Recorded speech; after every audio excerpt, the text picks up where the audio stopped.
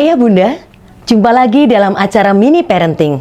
Dalam acara ini, kami akan menyampaikan tips pendek bagaimana mendampingi anak-anak yang telah Tuhan anugerahkan di dalam keluarga kita. Saya, Sri Arianti Kristianingsih dari Fakultas Psikologi Universitas Kristen Satya Wacana.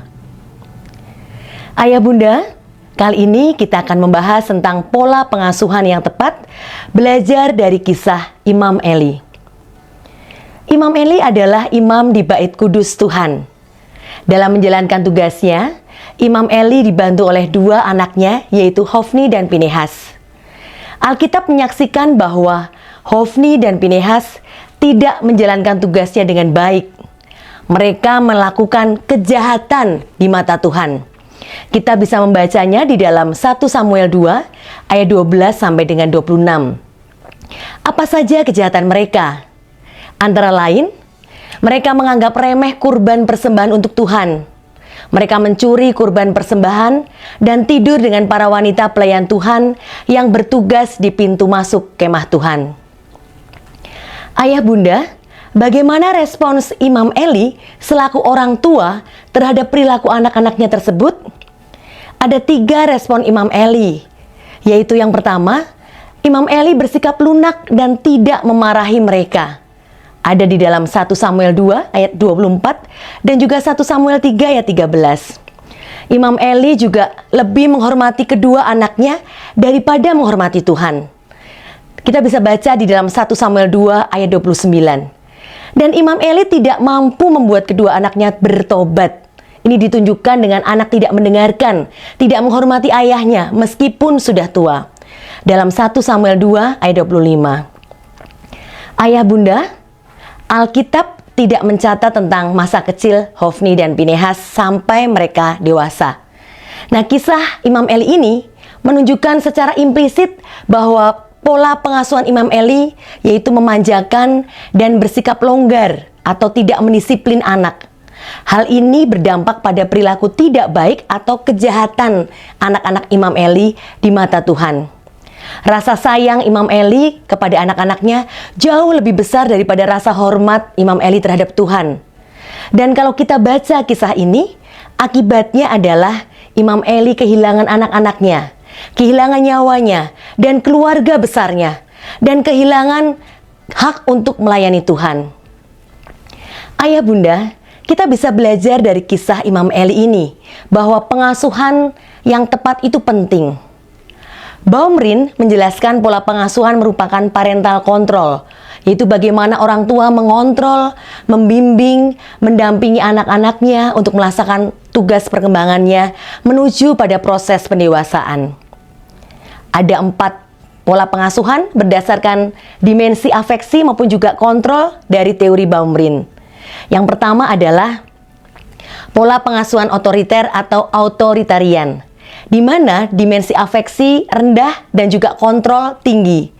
Ciri-ciri dari pengasuhan ini adalah orang tua memperlakukan anaknya dengan tegas, suka menghukum anak yang tidak sesuai dengan keinginan orang tua, kurang memiliki kasih sayang, kurang simpatik, mudah menyalahkan aktivitas anak, terutama jika anak ingin berlaku kreatif. Anak dijadikan miniatur hidup dalam pencapaian misi hidup orang tua. Ayah Bunda, pola asuh yang kedua adalah pola asuh permisif, di mana dimensi afeksi itu tinggi sementara kontrolnya rendah. Ciri-ciri dari pola pengasuhan ini adalah memberikan apa saja yang anaknya mau. Orang tua memberikan kebebasan sebebas-bebasnya terhadap anak. Anak tidak dituntut untuk bertanggung jawab. Orang tua tidak banyak mengatur ataupun mengontrol anak-anaknya. Kurang memberikan batasan maupun juga konsekuensi dari hukuman terhadap perilaku anak yang tidak baik. Sikap orang tua yang menomorsatukan anak di atas segala-galanya. Dan pola asuh yang ketiga adalah pola asuh penelantaran atau neglected, di mana dimensi afeksi itu rendah dan kontrol juga rendah. Ciri-ciri dari pengasuhan ini adalah orang tua yang dingin, tidak responsif, orang tua yang sangat tidak terlibat di dalam kehidupan anak. Ia menyerahkan kepada orang lain segala bentuk aspek kehidupan anak. Aspek-aspek lain kehidupan orang tua lebih penting daripada kehidupan anak. Orang tua lebih cenderung membiarkan anak-anaknya dibesarkan tanpa kasih sayang, ataupun juga pemenuhan kebutuhan fisik yang cukup yang diutamakan.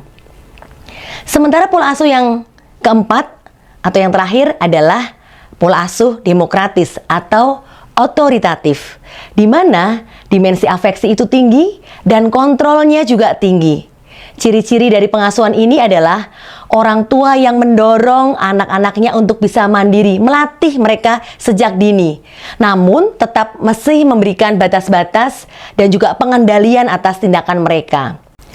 Musyawarah verbal di dalam keluarga dikomunikasikan dengan baik, dimungkinkan dengan adanya kehangatan-kehangatan dan juga tetap menunjukkan kasih sayang yang diperlihatkan kepada anak-anak. Ayah bunda, pendidikan dan pengasuhan anak itu adalah sebuah proses. Pengasuhan itu adalah proses merawat, melindungi, dan membimbing, memenuhi kebutuhan anak atas cinta, perhatian, dan nilai. Sementara tidak ada sekolah untuk menjadi orang tua. Keberhasilan orang tua berproses dipengaruhi oleh anak, orang tua itu sendiri, ataupun juga dukungan dari masyarakat ataupun lingkungannya. Orang tua perlu memberikan lingkungan yang kondusif dan pengalaman yang membawa pertumbuhan terhadap potensi yang optimal anak-anaknya. Orang tua perlu seimbang antara memberikan dimensi afeksi perhatian ataupun juga kontrol terhadap anak-anak. Perlu konsistensi dan model dari orang tua. Dan juga interaksi antara pasangan orang tua di dalam pengasuhan penting. Harus ada konsistensi antara pasangan orang tua. Harus ada kemauan terus-menerus berproses dalam belajar. Itu yang perlu dilakukan oleh ayah bunda. Ayah bunda, kalau ayah bunda punya pengalaman di dalam mendampingi maupun mengasuh anak, silakan bercerita di kolom komentar yang sudah tersedia. Ataupun juga jika punya permintaan tentang tips parenting yang lain, silakan juga tulis di kolom komentar ini. Parents, kisah Imam Eli menjadi pembelajaran yang berharga yang mengingatkan kita bahwa kasih tanpa disiplin dapat membawa anak pada jalan yang salah. Karenanya sebagai orang tua, kita perlu menciptakan pola asuh yang sehat, yaitu bukan keras tanpa kasih. Bukan pula memanjakan tanpa aturan, melainkan keseimbangan antara kasih atau afeksi dan kendali atau kontrol. Ketika kasih dan disiplin berjalan bersama, anak ditolong untuk bertumbuh menjadi manusia dewasa yang menghormati Tuhan dan hidup dalam jalan yang benar berdasarkan nilai iman Kristiani yang diyakininya. Karena itu parents, Alkitab menegaskan, didiklah orang muda menurut jalan yang patut baginya, maka pada masa tuanya pun ia tidak akan menyimpang dari jalan itu. Amsal 22 ayat 6. Dan sebagai penutup, ingatlah, bila ingin berhasil menjadi orang tua yang bijaksana bagi anak-anak yang telah Tuhan anugerahkan di dalam keluarga kita, berilah waktu yang memadai untuk mereka, untuk bisa beraktivitas bersama-sama dengan mereka. Dan bila ayah bunda membutuhkan ide tentang aktivitas bersama dengan anak-anak, silahkan lihat acara Geku-Geku di kanal YouTube YKB TV. Tuhan memberkati.